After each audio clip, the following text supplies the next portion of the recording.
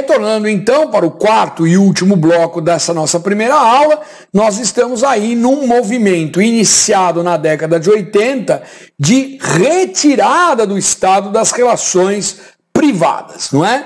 E aí a implantação de uma agenda liberal ou neoliberal que a gente pode ver não só na pauta do executivo, para falar, ele está criticando o Bolsonaro, mas na pauta do legislativo. O presidente da Câmara, Rodrigo Maia, diz que o Brasil precisa implantar as reformas para dar segurança jurídica ao capital, para que o capital possa vir investir aqui. O presidente da Câmara, Rodrigo Maia, que foi presidente até o início de fevereiro desse ano, disse isso várias vezes na televisão. E ele é adversário político do Bolsonaro. Então, não estou aqui falando mal do presidente Bolsonaro, nem bem. Não estou aqui para falar bem nem mal de ninguém. O que são fatos, não é?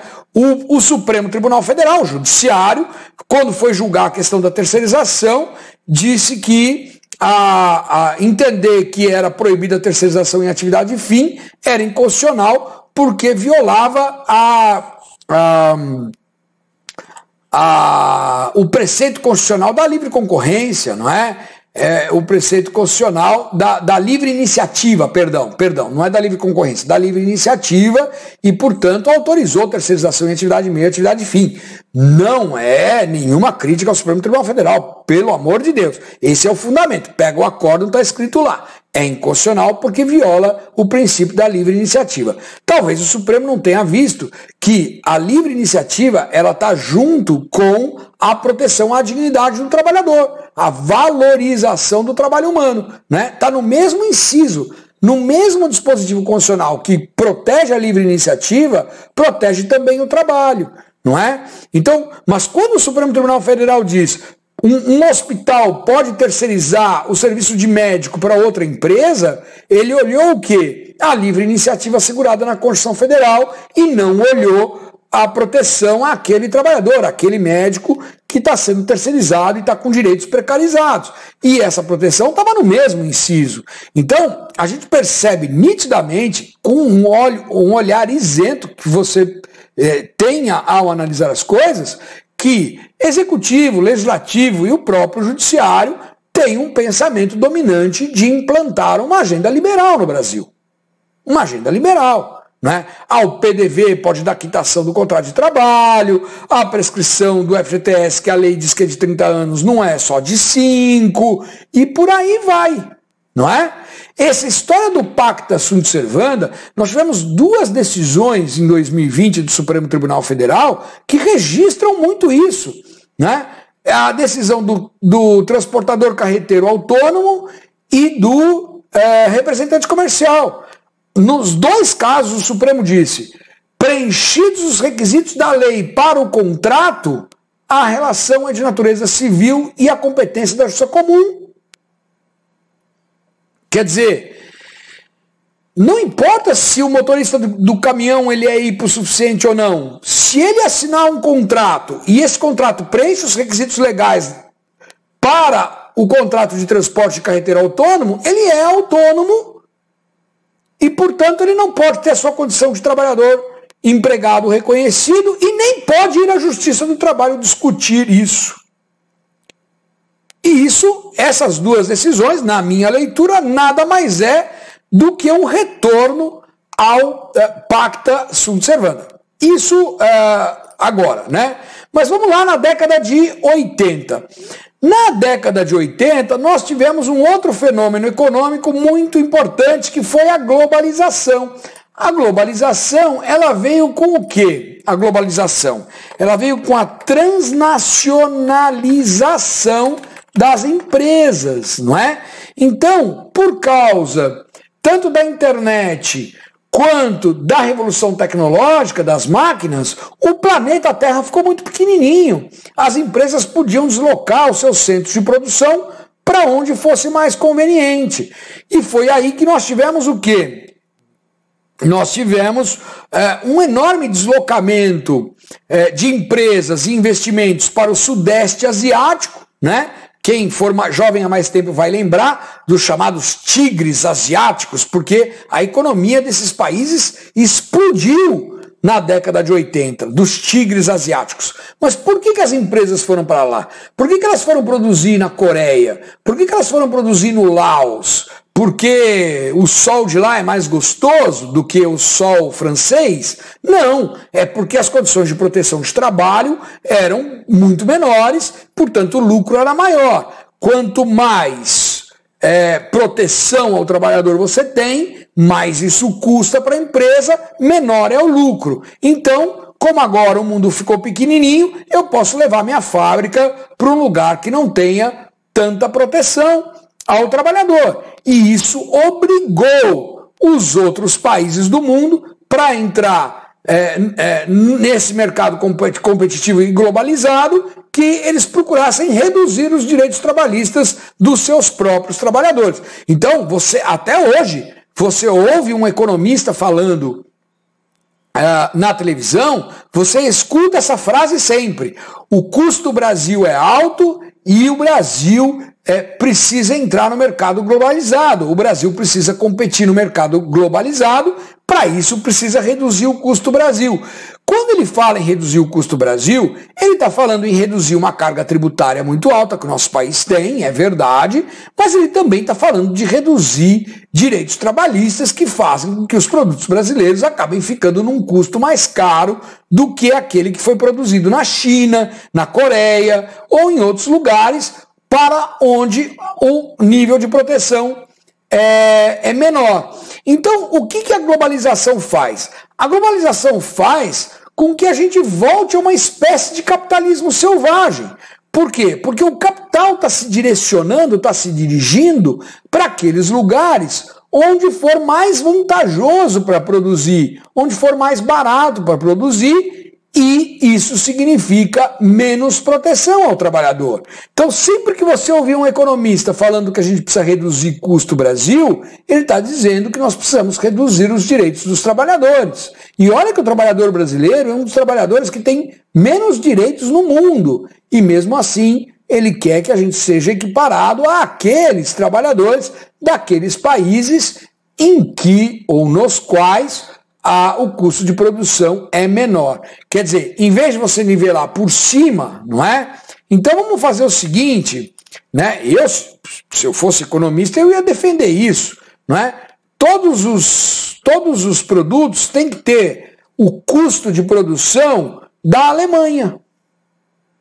Se você produziu na China e o custo de produção da China é menor que o da Alemanha, bota um imposto nesse produto para que ele fique no mesmo valor da Alemanha. Por quê? Porque aí os países iam querer aumentar a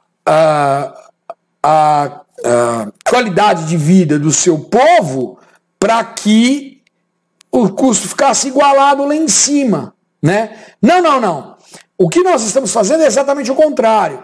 Já que o produto chinês, coreano, lá do Vietnã, ele está nesse padrão e o brasileiro está nesse padrão, para competir no mercado eu tenho que reduzir o custo do produto brasileiro ao mesmo padrão do custo lá do Sudeste da Ásia. O que significa que eu tenho que reduzir a proteção e ter a mesma proteção que tem lá, que beira a zero ou tende a zero. E aí, obviamente, você está reduzindo a qualidade de vida do seu povo, não é? E é nesse contexto que diz lá o nosso presidente: você quer trabalho ou quer direitos?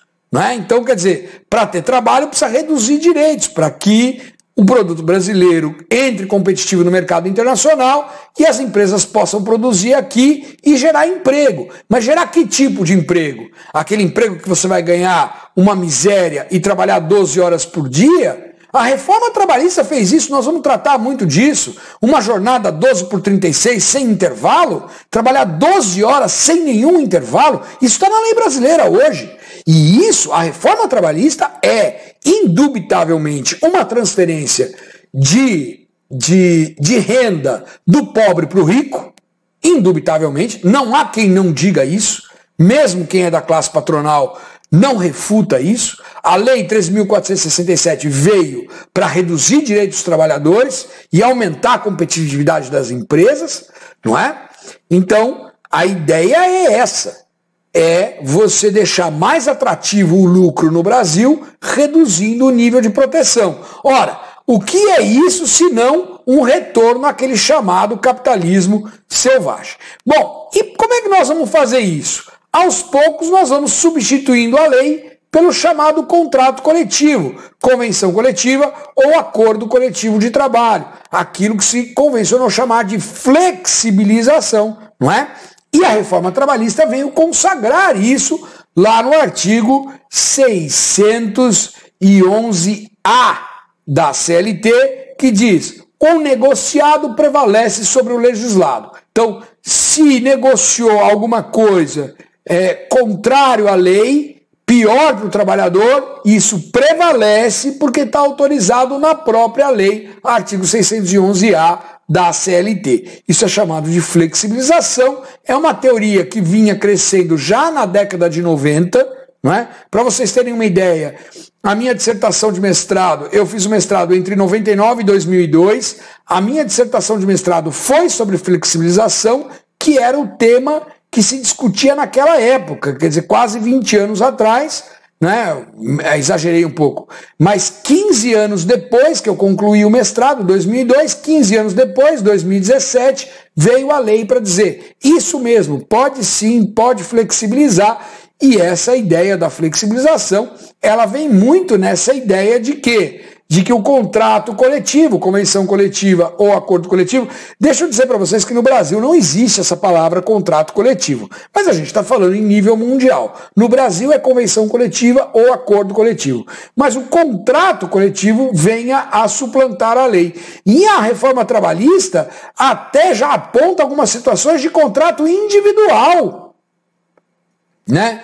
No artigo 444 da CLT, é fácil de guardar, 444 da CLT, no parágrafo único, diz: o empregado que receber mais do que o dobro do regime da Previdência e tiver contrato de nível superior, ele pode negociar com o empregador com a mesma eficácia do contrato coletivo as condições de trabalho. Se o contrato coletivo pode derrubar uma garantia legal, esse empregado também pode, através do seu contrato individual. Então nós estamos voltando até, pela reforma trabalhista, artigo 444, parágrafo único, não a ideia de um contrato coletivo com a participação do sindicato para substituir a lei, mas a ideia de um próprio contrato individual. Nós estamos mesmo voltando àquela ideia do pacta sunt servanda.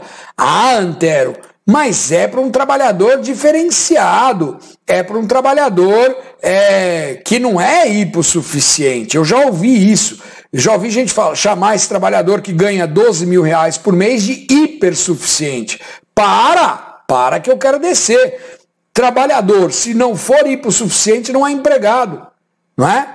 Quem ganha muito não quer dizer que só porque ganha muito ele não é hipossuficiente, porque a dependência ela não é só econômica, ela é principalmente jurídica.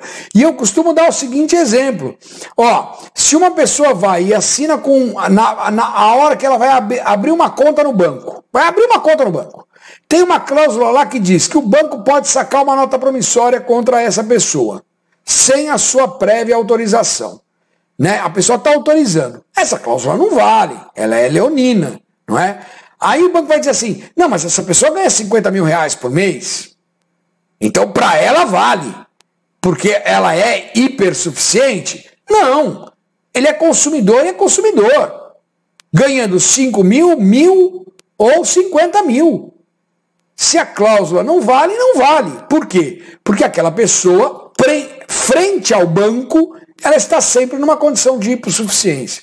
Então, vejam, eu não estou aqui, eu estou dizendo o que é, não é? Então, aqui vai se passando a ideia de que nós estamos agora numa situação de igualdade coletiva. Se o empregado não tem condição de negociar com o empregador, o sindicato tem. E, portanto, o que o empregador e o sindicato negociarem prevalece sobre a lei.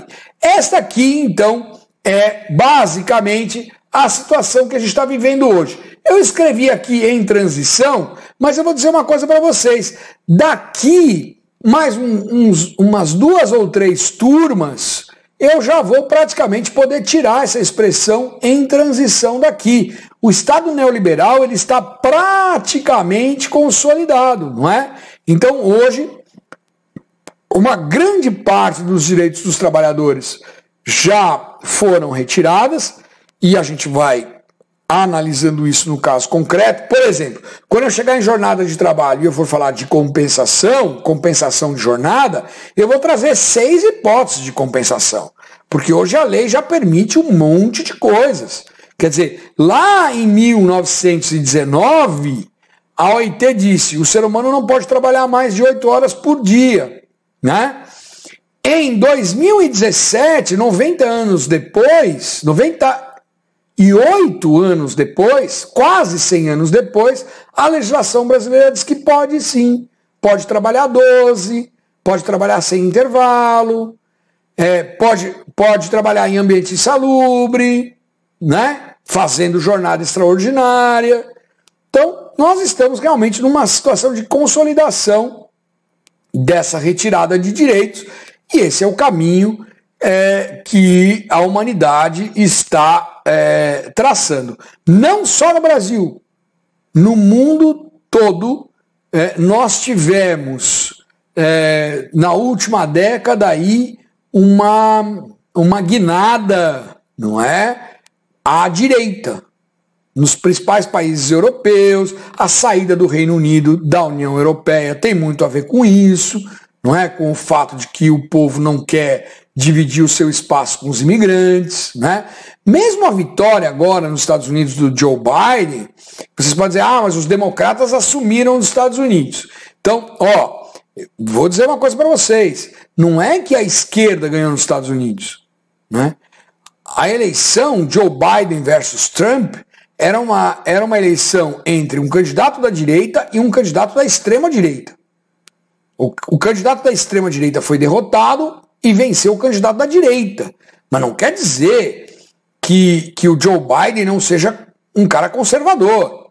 Ele pagou no último ano, pessoa física, declarou, mostrou na televisão, ele pagou $1 milhão de imposto de renda. Pessoa que paga $1 milhão de imposto de renda não é uma pessoa que ganha pouco, a pessoa ganha muito, não é?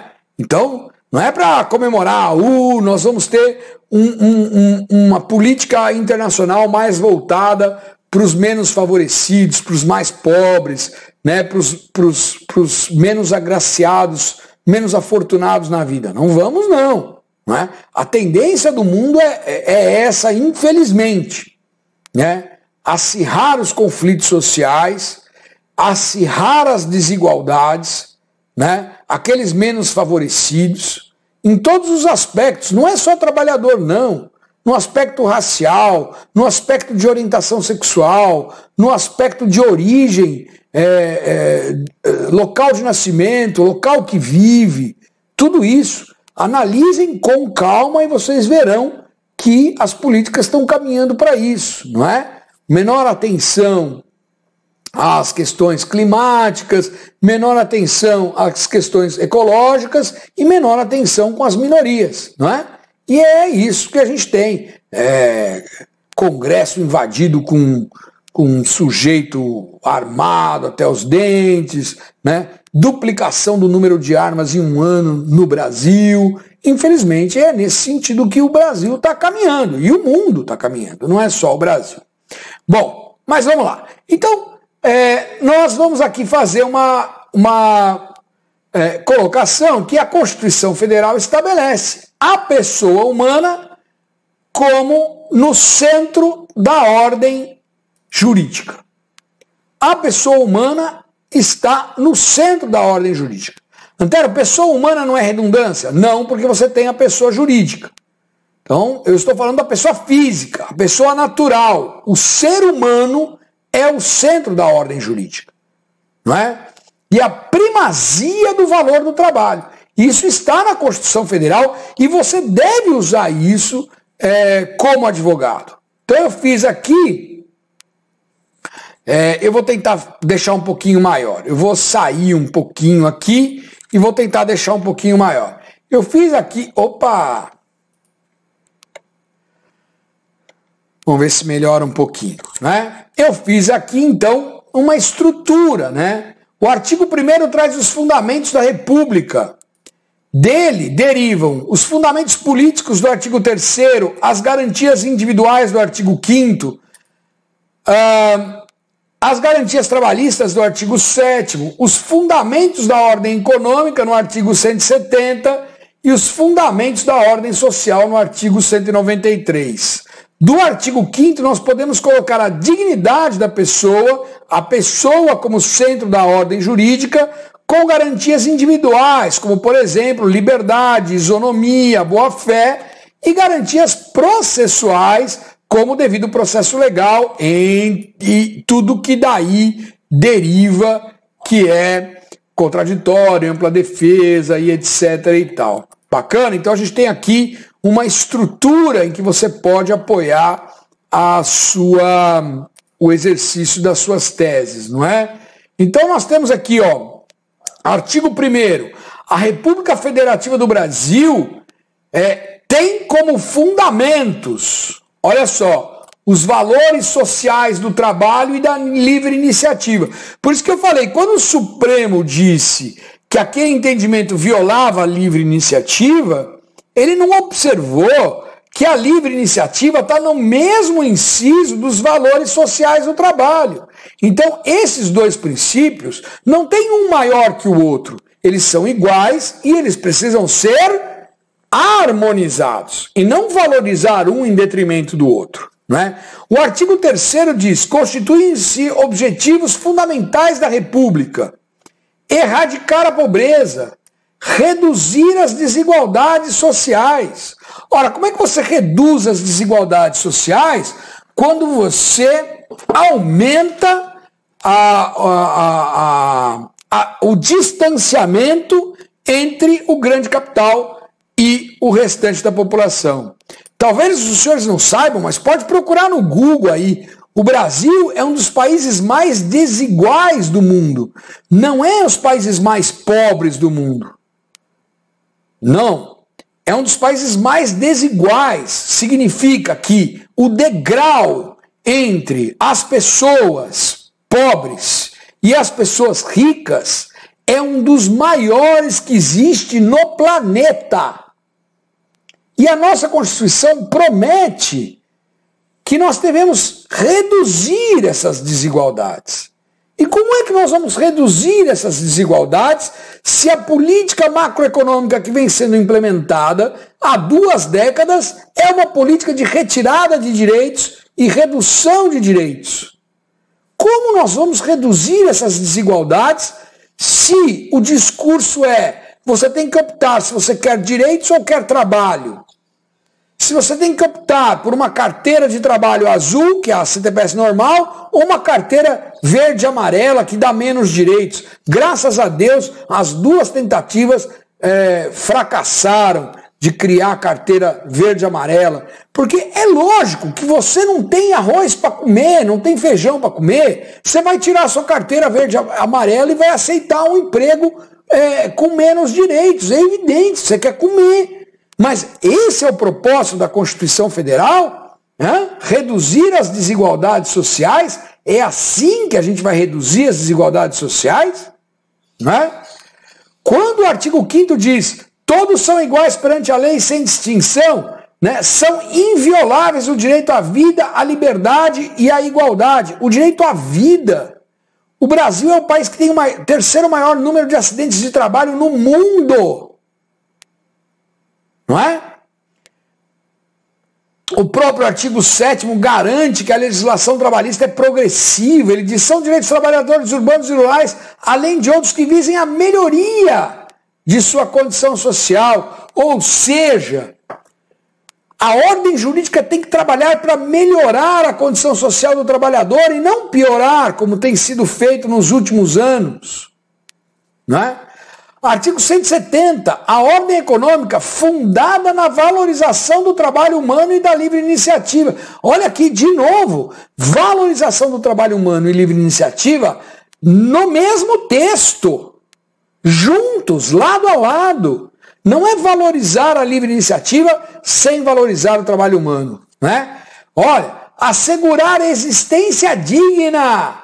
Será que com um trabalhador intermitente que pode trabalhar poucas horas no mês, ganhar menos que um salário mínimo, será que eu estou assegurando para o trabalhador intermitente existência digna? Será que é uma solução macroeconômica compatível com a Constituição Federal fazer uma lei que cria o contrato de trabalho intermitente? Eu já ouvi gente dizer, é melhor isso do que estar desempregado, é melhor ganhar R$500 por mês do que não ganhar nada. Se nós levarmos esse raciocínio ao extremo, nós vamos chegar a um momento que nós vamos dizer assim, é melhor a escravidão. Porque o escravo na fazenda, ele tinha o que comer e tinha onde dormir. Se ele não é escravo, ele fica na rua, não tem o que comer nem o que dormir. Ora, então, não é só trabalho. Um país decente tem que procurar trabalho digno. Trabalho com dignidade. Daí porque esse discurso, você quer direito ou quer trabalho, que não é um discurso só do presidente Jair Bolsonaro, é um discurso que vem sendo implementado aqui no Brasil há 20 anos. Esse discurso é um discurso muito perigoso, porque você não pode dar trabalho sem dignidade, né? E olha, a ordem econômica ainda precisa ter a função social da propriedade, quer dizer, o empresário tem que ter lucro sim, mas com função social. Isso significa proteger os seus trabalhadores, proteger os seus consumidores, proteger a livre concorrência. Não é só o trabalhador, mas é tudo. E a redução das desigualdades regionais e sociais. Tudo isso está na Constituição, não fui eu que inventei. E a ordem social? A ordem social tem como base o primado do trabalho e como objetivo o bem-estar e justiça social. Primado, né? O Supremo Tribunal Federal, que é o intérprete maior da Constituição, primado significa primazia, aquilo que vem primeiro. É isso que significa primado, não é? Então como é que você pode trabalhar numa ordem jurídica que dá primado para a livre iniciativa e as favas com o valor social do trabalho? Não é? Num país que é o terceiro país com maior número de acidentados, de acidente de trabalho do mundo. E um dos maiores países com desigualdade social. Então, para a gente encerrar esse quarto e último bloco de hoje, não é? Essas são as diretrizes constitucionais básicas da sociedade brasileira. O artigo 7º é cláusula pétrea, não é suscetível de emenda. Então, assim, ainda que o neoliberalismo esteja no nosso país, não é possível a alteração do modelo intervencionista como se está querendo, não sem uma violação clara à nossa ordem constitucional. Ademais, o Brasil é signatário do Pacto de São José da Costa Rica, que é a Convenção Americana de Direitos Humanos e que estabelece que os regimes jurídicos são sempre progressivos em relação aos direitos humanos concedidos. Quer dizer, você não pode retroagir, né? O Brasil assinou essa convenção internacional, você não pode retroagir na concessão de direitos humanos. Então, se o Brasil tem uma política de salário mínimo, e tem uma política de salário mínimo há 80 anos, você não pode, num determinado momento, dizer que um determinado tipo de trabalho vai assegurar um rendimento menor que o mínimo. E isso atenta contra o Pacto São José da Costa Rica, que receber um valor mínimo, você pode dizer que hora extra, adicional de insalubridade, não seja direito humano fundamental, mas a remuneração mínima não é? Então, se o advogado começa a trabalhar com estes conceitos, ele pode tentar começar a mudar na jurisprudência essa tendência de implementação desta agenda mais liberal. E assim, os senhores vão observar aí no material, nós chegamos aqui, que era onde eu queria chegar, né? Para a aula número 2, nós vamos então tratar dos princípios, conceitos e fontes do direito do trabalho.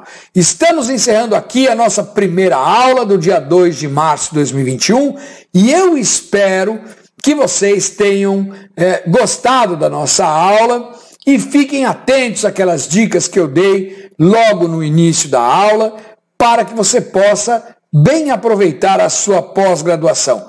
Mais uma vez, muito obrigado pelo prestígio, por estar aqui com a gente e eu tenho certeza que nós vamos fazer um grande curso de pós-graduação. Um forte abraço e até a próxima aula.